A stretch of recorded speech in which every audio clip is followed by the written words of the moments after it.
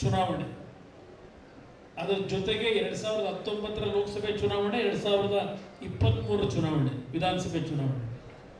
ನಾನು ಈಗಲೂ ಸಹ ವೇದಿಕೆ ಮುಖಾಂತರ ಹೇಳ್ತೇನೆ, ಮಂಡ್ಯ ಜಿಲ್ಲೆಯ ಜನತೆ ನಮಗೆ ಅನ್ಯಾಯ ಮಾಡಲಿಲ್ಲ.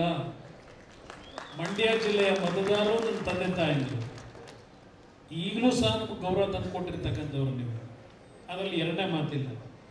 ಆದರೆ ಒಂದು, ಈ ವೇದಿಕೆ ಮುಖಾಂತರ ಎಲ್ಲ ನನ್ನ ಮಂಡ್ಯ ಜಿಲ್ಲೆಯ ಮತದಾರ ಬಂಧುಗಳು, ನನ್ನ ತಂದೆ ತಾಯಿಗಳು ಈ ಪಕ್ಷವನ್ನು ಹಲವಾರು ವರ್ಷಗಳಿಂದ ಬೆಳೆಸಿದ್ದೀರಿ, ಉಳಿಸಿದ್ದೀರಿ. ಹಲವಾರು ಬಾರಿ ಕೆಲವು ತಪ್ಪುಗಳು ಮಾಡ್ಕೊಂಡಿದ್ದೇವೆ. ಪ್ರತಿ ಕುಟುಂಬದಲ್ಲಿ ನೀವು ಜನ್ಮ ಕೊಟ್ಟಂಥ ನಿಮ್ಮ ಮಕ್ಕಳು ಸಹ ತಪ್ಪು ಮಾಡ್ತಕ್ಕಂಥದ್ದು ನಾವು ಕಾಣ್ತೇವೆ.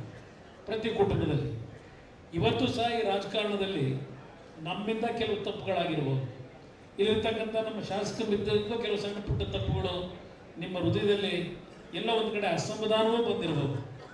ಆದರೆ ಈ ವೇದಿಕೆ ಮುಖಾಂತರ ನಾನು ಮುಂದೆ ಏನು ಮಾತನಾಡಬೇಕು ಅಂತ ಇದ್ದೇನೆ, ಮುಂಚಿತವಾಗಿ ಇಲ್ಲಿರ್ತಕ್ಕಂಥ ಬೆಳೆಸಿರ್ತಕ್ಕಂಥ ನಿಮ್ಮಗಳ ಮುಂದೆ ಈ ಒಂದು ಜಿಲ್ಲೆಯ ಜನತೆಗೆ ಒಂದು ಸ್ಪಷ್ಟವಾದಂಥ ಒಂದು ಮನವಿ ಮಾಡಲಿಕ್ಕೆ ಬಯಸ್ತಾ ಇದ್ದೇನೆ.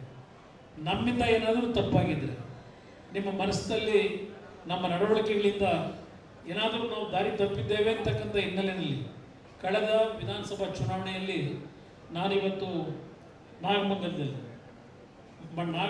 ಜನ ಸೋಲಿಸಿದ್ದಾರೆ ಅಂತ ನಾವು ಹೇಳಲಿಕ್ಕೆ ಸಾಧ್ಯ ಇಲ್ಲ. ಮತ ಕೊಟ್ಟಿದ್ದೀರಿ, ನೀವು ಮತ ಕೊಟ್ಟಿದ್ದೀರಿ, ಆದರೆ ನಮ್ಮಲ್ಲೇ ಕೆಲವು ದೋಷಗಳಾಗಿದ್ದಾವೆ.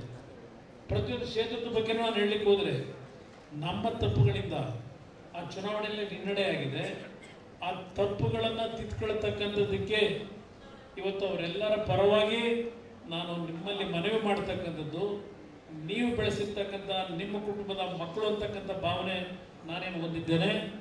ಮತ್ತು ನಾವು ತಪ್ಪು ಮಾಡಿರ್ತಕ್ಕಂಥದ್ದು ಸಹಜ, ಮನುಷ್ಯನಿಗೆ ತಪ್ಪು ಮಾಡ್ತಕ್ಕಂಥದ್ದು ಸಹಜ. ಸರಿಪಡಿಸ್ಕೊಳ್ತಕ್ಕಂಥದ್ದು ನಮ್ಮ ಕೈಲೇ ಇದ್ದಾರೆ. ಸರಿಪಡಿಸ್ಕೊಳ್ತಕ್ಕಂಥದ್ದಕ್ಕೆ ಒಂದು ಹೊಸ ಅವಕಾಶಗಳನ್ನು ಈ ಲೋಕಸಭೆ ಚುನಾವಣೆಯಿಂದ ತಾವು ಕೊಡಬೇಕು ಅಂತಕ್ಕಂಥದ್ದನ್ನು ನಿಮ್ಮಲ್ಲಿ ಕೈ ಜೋಡಿಸಿ ಪ್ರಥಮವಾಗಿ ನಾನು ಕೇಳಲಿಕ್ಕೆ ಬಯಸ್ತಾ ಇದ್ದೀನಿ.